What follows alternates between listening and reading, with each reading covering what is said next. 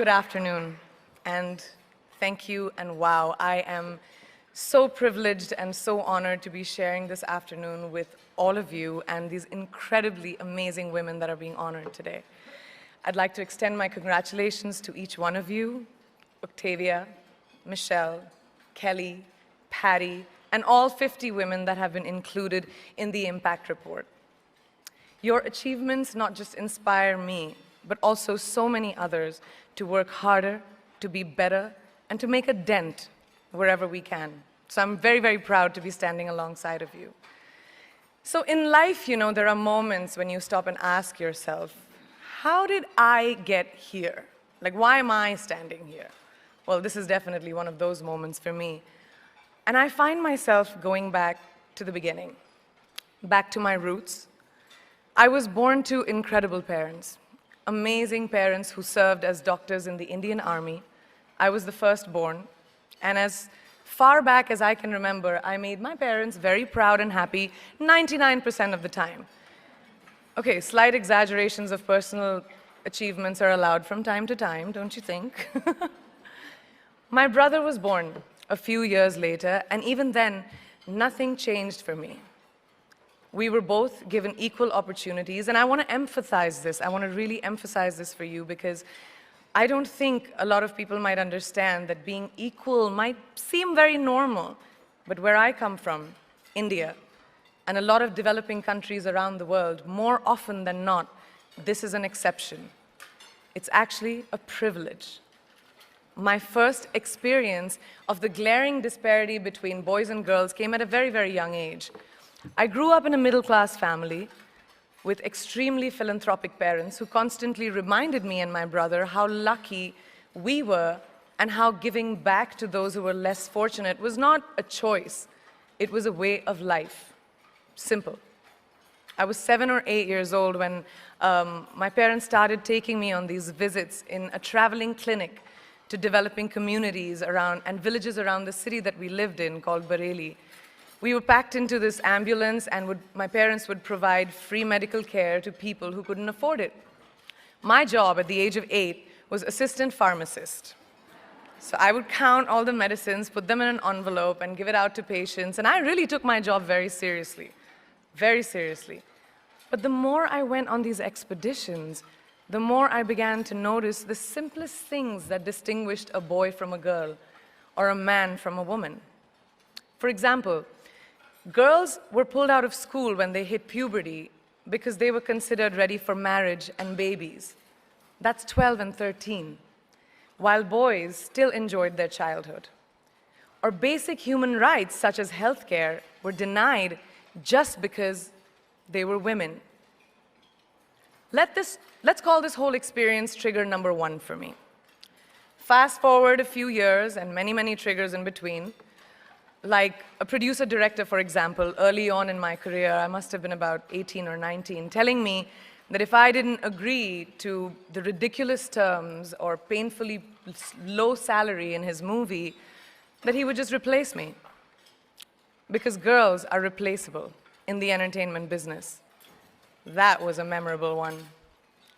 Made me decide to make myself irreplaceable. But I think what really moved the needle for me and ultimately led me to create the Priyanka Chopra Foundation for Health and Education, and around the same time partner with UNICEF, was an encounter with my housekeeper's daughter. About 12 years ago, I came home from set early one day, and she was sitting in my library reading a book. And she must have been 8 or 9 years old, and I knew she loved reading. So I asked her, I was like, it's a weekday, why aren't you in school? And she said, oh, I don't go to school anymore.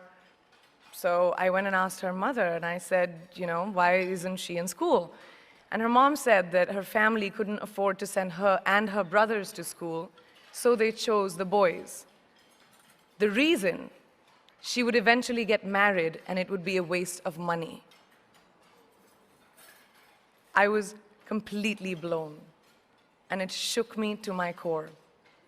Eventually, I decided to cover the cost of her education so that she could continue to learn, because education is a basic human right.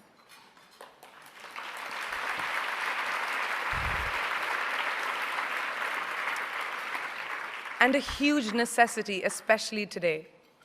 From that point on, I was determined to make a difference in as many children's lives as I could, in whatever big or small way that I could contribute. There's a really, really beautiful quote that I read recently, and I think it's absolutely appropriate to explain what I'm trying to say today. The hand that rocks the cradle, the procreator, the mother of tomorrow, a woman shapes the destiny of civilization. Such is the tragic irony of fate that a beautiful creation such as a girl child is today one of the gravest concerns facing humanity. Girls have the power to change the world. It is a fact, and yet today, girls are more likely than boys never to set foot in a classroom, despite of all the efforts and progress made over the last 2 decades.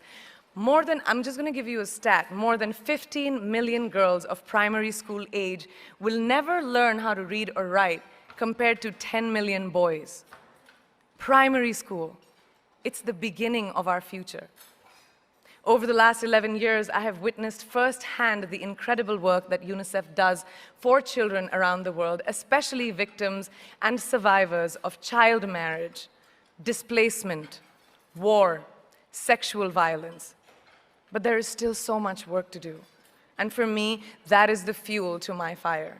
The reason I'm so committed to this cause, and that is where my passion stems from, because I know that a girl's education not just empowers families, but communities and economies.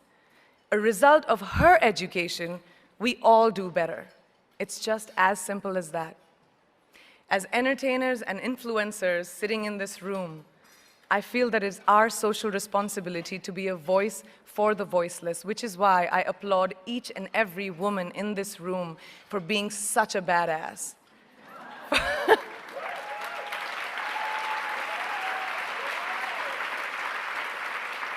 For using your platform and your voice to contribute to change, and for ensuring that there is not even one lost generation as long as we are alive. I'd like to thank Variety and all of you for encouraging me and all of us in this room to keep going and fighting on. Thank you so much.